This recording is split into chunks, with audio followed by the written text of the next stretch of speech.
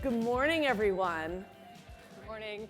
Oh, this is a very special moment because one of my favorite stories that I've done over my 30 years at Fortune was a story, your first solo profile, the first time Melinda ever agreed to be profiled, just, without Bill, in early 2008. And Melinda came to the summit that year. And we talked on stage, but you haven't been back in 6 years. And right. Sorry. The world has changed. That's okay. It makes it more of an occasion today. But the world has changed dramatically, and what you're doing has changed a bit. And Melinda just wrote a piece in Science magazine about gender equality and the implications for global development, and it's a really interesting piece, and you sort of had a moment of discovery there in terms of maybe we should think about our priorities a little bit differently. Talk about that. Yeah, well, one of the things that I've gotten to do for the foundation, which is just a huge privilege, is really to travel for almost 15 years now on behalf of the foundation. And one of the things that I do when I travel is, besides doing government meetings, which are very important, and other political meetings, is I make sure on every trip to go out to the villages in the rural areas or go into the slums if I'm in Delhi or in somewhere in Africa and talk to the women. And if you really talk to the women and you listen over 14 years, over all these visits, you start to see the reality of these women's lives. And of course, they live our lives like we do, very holistically. They don't want you to come in and just talk about one health intervention or clean up my water. I mean, they have a whole life that they're managing and all kinds of their own stresses. And as I would talk to the women, I realized a couple of things. One is that the world was doing some things for women and some things well, but we weren't doing a lot for women at scale. Like we weren't raising money at scale on things that matter for women.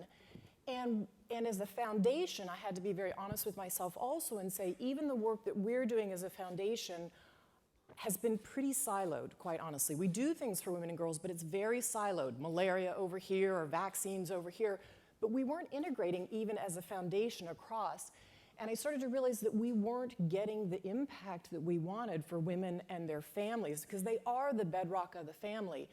And I decided that we needed to move the foundation to do more of this work, and we need to move the world to do more of this work. And so it's kind of that coming to over those 14 years that's really led me in this direction. And then it's also a little bit looking forward. I turned 50 this year, and there's something about, yeah, it's pretty neat. I love it, actually. There's something about turning 50 that, at least for me, I look more at the end of my life and say, how much time do I have and what do I want to accomplish? Especially as my kids are getting older and I have a little bit more time. Wow, I want to make sure we do the right things for women and girls. So this is shifting money, this is shifting your focus. Give us an example. Yeah, so let me just say this. It's integrating our focus more. So one of the things I think that's important to know about the foundation is we really started as an R&D, a science foundation, which was awesome. And we had this siloed approach. We needed to get good at doing a malaria vaccine or a tuberculosis drug.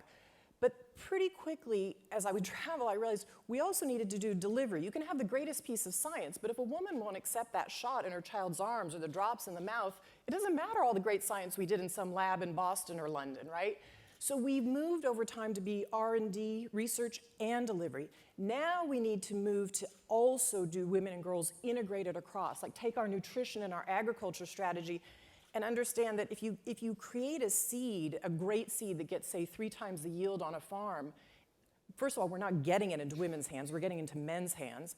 But if you get it into the women's hands, we have to understand the unintended consequences for her, which is if you go out in the villages and you talk to women, they'll say, well, if I start planting that seed, my husband will take control of the crop, take it to market, and then what happens is I have to renegotiate with him for the family finances. I don't have the money when my child gets malaria or needs to go to school. So we have to learn to integrate across.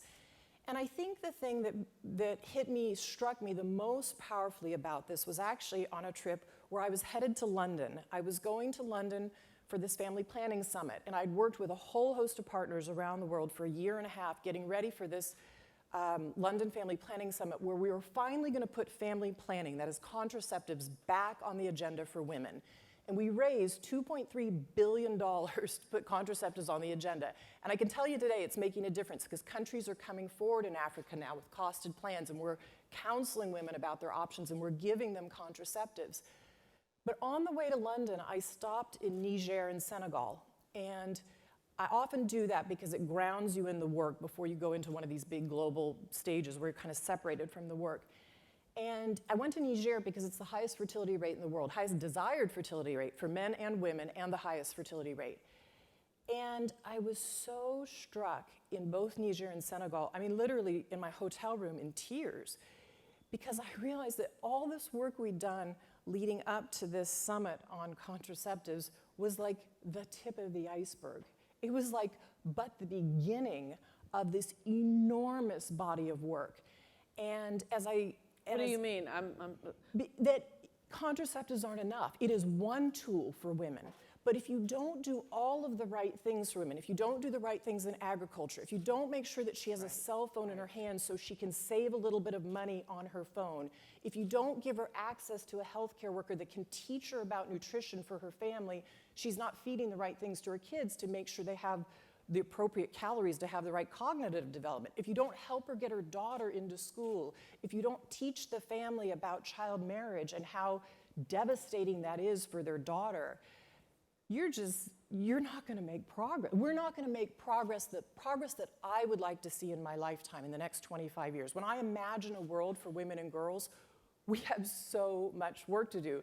And so I was devastated from what I saw, some communities that I was in who are starting to do this work, and I was devastated because I knew we'd done so much work, and I knew how hard it was to get to this London Family Planning Summit to convince people we needed to invest in women and girls, and I realized, oh my gosh, we have so much more to do.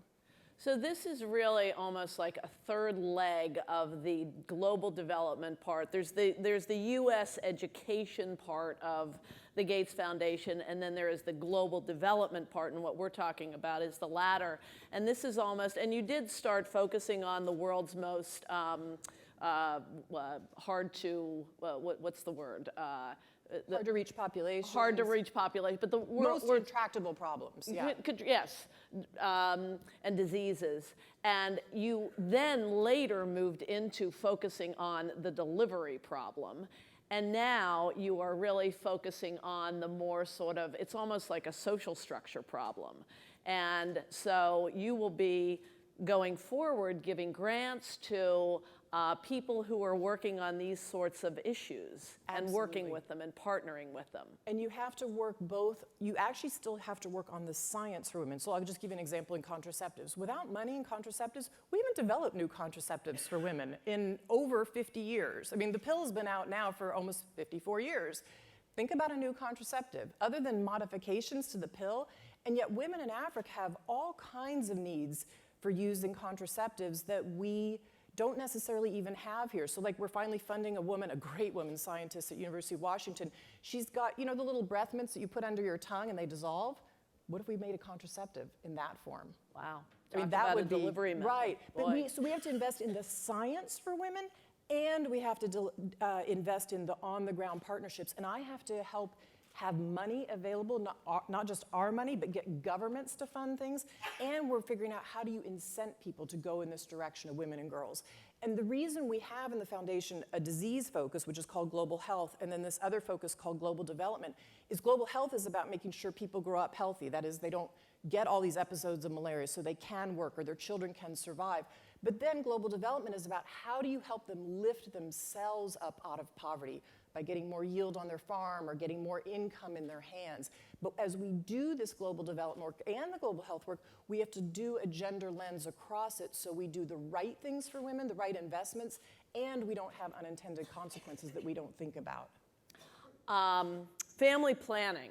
I interviewed Melinda this spring. I interviewed Melinda and Sue Hellman, who many of you in the audience know. She was the president of Genentech, then she was the chancellor at UCSF, University of California, San Francisco, and Melinda and Bill hired Sue to be the new head of the Gates Foundation this spring. And I interviewed the two of them, and we talked about Melinda's focus. Her number one passion is family planning, which was controversial initially because you grew up Roman Catholic, and it got some attention. And talk about how that relates to this this issue of gender inequality. And so, if a young girl or a woman has the chance to make the decision for herself about spacing the births of her children and how many she has, it changes dramatically for her in her family. It changes her life's trajectory and her children's trajectory. So let me give you an example. Today, the thing that kills the most young women ages 15 to 24 is childbirth. So the maternal mortality rate is still huge around the world. And the people who die the most when they're giving a baby is a young girl. So if you can imagine, we think, and the numbers are not good on this, quite honestly, but we think about 14 million girls are married before the age of 18. And you think about a 12-year-old girl, any of you that have a daughter or a niece or a granddaughter, a 12-year-old girl having a baby, being married but having a baby, or a 14-year-old girl or a 16-year-old girl. So their body's not ready, their pelvis isn't ready, right? So if they can't get a C-section, which most of them can't get to a place to get a C-section, they're gonna die, or they're gonna have major complications for their body afterwards. Or let's say they do okay if they're lucky enough with that first pregnancy, but boom, they get pregnant again within a year or two. Boy, the outcomes for her and her child if she can't space. So family planning is crucial in terms of her being able to be healthy, her children to be able to be healthy, and as women will tell you, as I talk to them in the developing world, what they'll say to me is, I need to stop having children because I want to feed these and I want to educate them. They're just like us. They want to educate their sons and daughters so they grow up and they know the trajectory for those kids is different. So family planning is just a key tool. And I think it's one of the things we in the United States take for granted. I mean, why can I go out and work and not have to worry about, okay, I've got 8 children at home? Or, when we got economic freedom for women here when we got the contraceptive pill readily and widely used in the 1960s. It changed the trajectory of women's lives in the United States. That is absolutely true what will happen around the world if we get it out there. And the other thing that's exciting that we know is around the world, it only takes one generation now, one generation of women to make the shift. How can this most powerful women community help you with what you're doing? I would say, well, 2 things. One is, it's not enough anymore to talk about women and girls. We finally have women and girls on some agendas globally, but there's a lot of talk about women and girls. And I have to be really frank that I think that's great. I mean, we got to get women and girls on the agenda. But we have to fund things for women and girls, because if you don't put money behind things, we're not going to be able to create change. We're not going to be able to teach a woman about how to use her cell phone to be able to keep, money on her cell phone, or teach her about the right things to do for her crops so she gets 3 times the yield on her farm. So we have to be willing to stand up and say, I'm willing to fund some things, and you can pick your area. Like you can pick, so some of these things, they seem huge, but you can decide you want to fund research. For instance, why is it we don't really know how many child brides there are around the world? Knowing that number and knowing where those child brides are and where progress is being made helps us to know how to make progress for women and girls. So you can fund research, you can fund women's leadership in Africa. There's an African Women's Leadership Network. You can fund science projects for women. You can fund on-the-ground loans to women. So you just have to pick your area, but deciding that you're going to use your voice and use your dollars and use your network of influencing other people to say, this is important and I believe it, that's really important. So Melinda, the Gates Foundation just committed its largest ever emergency funding, and that is $50 million to the Ebola crisis. How is that money going to be used? Yeah, so, and this is actually pretty neat inside the foundation. This is being led by Sue Desmond-Hellmann. This is the difference a great leader makes. Sue came to Bill and me really early on and said, I really think we have to do something about this. And she gathered all her facts. She said, this is why I think the foundation has a unique role. And can I move? And can I move boldly? And we basically said yes. And a few of the things that the foundation can do that's harder for some other partners is, one, we can move money quickly. So early on, even before the US government started to move in, we could actually start buying masks and gloves and supplies. We had a polio clinic that existed in Nigeria, and within 24 hours, without it getting run up to Bill and me, one of the presidents inside of the foundation who runs global development decided to convert the polio clinic to emergency response clinic for Ebola. That's why we've only had 19 cases in Nigeria, because he said to himself, oh my gosh, if this breaks out in Lagos, we are all in trouble as a world. That's the difference that having infectious disease specialists working inside the foundation means. We have several of them, so they got together really quickly and said, in 24 hours, convert the clinic over, let's do it. And then we know the health minister really well. She's a really good friend, Awa Kalsak in Senegal. We sent people over to help her ministry plan about what they should do in the response. So we can be a bit flexible. We can do some things immediately, and then we can also fund, which we're very involved in, some of the longer term things about what do we do now about collecting blood from people who've recovered and how do we use that? What do we do about the drugs, ZMapp and others? What do we do about vaccines long term? We're invested in that pretty substantially as well. Fantastic. I would like to open it up, and yes, we have, I'm going to call on my boss. It's a good thing. Alan Murray. Alan Murray first. There's a mic over here.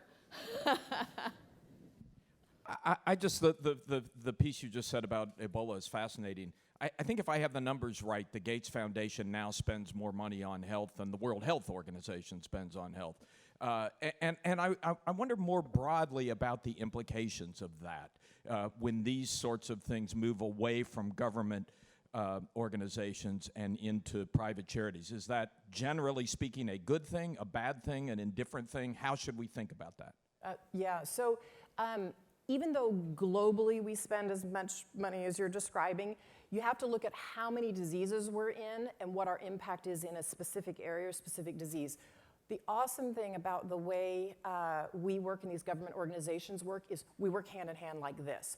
So for instance, CDC has an amazing disease modeling group. So do we, and so does the University of Washington. I think most people in the world would tell you those are the 3 centers of disease modeling. When Ebola broke out, all 3 groups went immediately to work, and we could check our models and say, why is CDC getting a different number than you? So that intellectual pushback on one another is exactly what you want in a private-public partnership. On something like polio, Gates Foundation could never get polio done. We have a goal of eradicating polio off the face of the planet. Boy, our money couldn't, the whole foundation couldn't be enough to do that. We need the help of WHO and what they do in the various countries, but like UNICEF. UNICEF is the group that takes in the blue boxes, right? And has the vaccines available. Well, what we do is some of the pieces of the technology to say, well, let's put a piece of technology in that box to know whether the vaccinator actually went to all those houses. Let's go and use incredible mapping technology to say, at the village level, a village that's smaller than this, did we hit everybody in the village, and where's the demarcation between that village and the next? That is the best of public and private coming together, and that's how we aspire to work. You never want all of this to come back into any private organization, because the problems that we're tackling as a world, these are problems that have to be solved by governments ultimately. And all philanthropy can do in private business is to push on them in very innovative ways. And we can sometimes take risks where they can't. But you want governments to solve these. That's how big these problems are. I think a couple of your friends may have questions for you here. I'm going to call first if we can get a mic up here. Can we get a mic up here? Warren, do you have a question for Melinda? I don't have a question, no. You don't? Oh, Speechless. Oh, really? I think Charlotte Guyman, is Charlotte here in the room? Charlotte's over here. Charlotte Guyman, if we could get a mic up here. Charlotte is a dear friend of Melinda's back to your early Microsoft days. Very early Microsoft Before you met days. Bill. Yes. Before you met Bill, and Charlotte is on the Berkshire Hathaway board, and Charlotte Guyman. Well, of course, I have a personal question for you, Melinda, but it's really around this idea. We've talked a lot in the last few days about balance and having a life of integrity, and in particular about your friends and family. I've known you, as Pattie said, for a while, and you've been a little busy. You were a software executive, very successful one when I worked with you, and you married a guy who's pretty well known. Kind of, I won't say he's high maintenance, but he's definitely high profile. And you've had 3 kids. All of whom are really terrific. In the time I've known you, you've climbed Mount Rainier, you've run a marathon, all kinds of things. As you balance your life, how do friends fit in family? You always seem to know what your nieces and nephews are up to, and you've been a really good friend, not just to me, but to many other people. Why do you prioritize that, and how do you do it? Oh, that's really sweet. Well, first I'm going to say something about Charlotte, just so you know how long we've known each other. I joined Microsoft in 1987. I was 22 years old. And I did start dating Bill somewhat. I met Charlotte first within the first 3 weeks of being there, and we became very good friends. But I started dating Bill within a few months.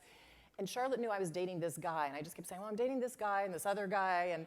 But I never used his name. And finally, after a while, I finally said, well, I'm dating Bill. And she said, Bill who? That's a sign of a good friend. So Charlotte has seen me try to do this juggling for a long time, and I think it is hard for women who have families to juggle work and career and busy lives, and et cetera. A couple of things. One is, again, I always look forward to be able to look at where I want to be today, and the thing I care about people knowing on the day I die is that I was a great mom and a great family member and a great friend. I care about that more than I care about anything else. And yeah, and it's interesting because people come into your lives, and they teach you things, and you listen, and then you integrate those things. One of the things I was the most impressed about when Bill and I met Warren very early on was he introduced us to his friends, and Warren has the most high-quality set of friends you could meet. And these are friends that he's had over his lifetime. And it really got me thinking, wow, I better cultivate my friends. I had good friends, but cultivate that network of friends and keep them close. And Warren does little things with his friends, like he'll send you an article of something he's thinking about or reading about or and it's an easy way. What I started to realize is I have friends all over the world, but those little touch points that you do when you can only see somebody a couple of times a year, or Charlotte I get to see at least once a week, which is a nice thing. So that was a way to help me think about my friends. And then family, there's a person who helped me in the business community that's helped me with some leadership consulting and even management of the foundation. And he has 2 older sons. And when I was really struggling with 3 young kids, the foundation growing, we're changing CEOs, he just said to me, he said, Melinda, you don't get a do-over with your kids. Yeah. I was like, yeah, you don't get a do-over. And so the foundation is a marathon for me and not a sprint. And I always have to remember at the end of the day that my kids come first. And somehow those messages just have really stuck with me, and then I just work to balance it. And some weeks I get it right, and some weeks I get it wrong, and then you just have to forgive yourself and keep going. So, Good.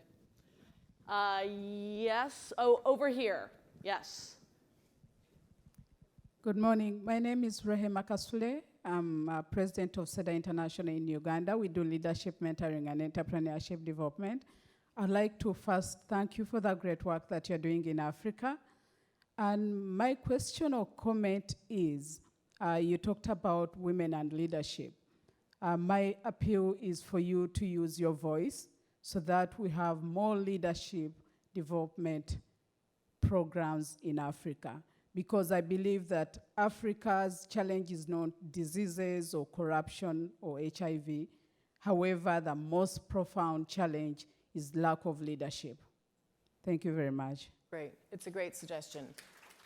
And I just started funding Theo Sawala's group, the African Women's Development Network, for exactly that reason, because they're trying to bring forward lots of African leaders and voices, women's voices, from the grassroots level all the way up. But I'll look at even more of that, so helpful to know. And I think Melinda probably, well, I was moderating a session yesterday with Earthren Cousin, the head of the World Food Program, and Frida Lewis Hall, the chief medical officer at Pfizer, and we were talking a lot about the Ebola crisis and how Nigeria is a good example of a country that got its act together early, and with your help, obviously, as you just mentioned, and a lot of countries, including Liberia and Sierra Leone, did not. And the partnerships that you're able to do with governments and enable them to build up their infrastructure and their social structures a little better is so much more important than even giving the money that you give around the world, I would think.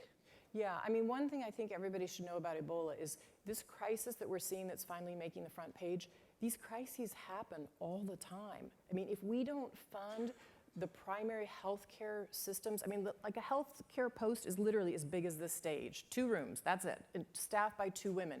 If we don't fund at that basic level their healthcare infrastructure and then the place they send people 1 level up, you're gonna have, why do so many people die of malaria? 600,000 a year. We don't even think about that as we sit in this room. Like Ebola, we're talking about 3,000 people, which is tragic. It is tragic, 3,000 people. But 600,000, we can't even get our minds around that. But why is it? It's because we don't fund these basic healthcare infrastructure pieces that they need so they can deal with these infectious diseases that come along and then make the other right investments for them. So to me, Ebola shows the world why we need to do this. That inequality exists all the time, and that's why we do the work we do as a foundation. So when I speak about women in power, I talk about how real power is what you do beyond your job description and your platform. And I talk about you, Melinda, because Melinda Gates was a regular girl from Dallas who went to work at Microsoft and married the CEO, founder, and became one of the most famous women in the world. And you could have sat back and enjoyed your life, and you are using your platform to do more than anybody else could imagine, and we thank you all for that. Thank you, Patty. Super nice. Thank you.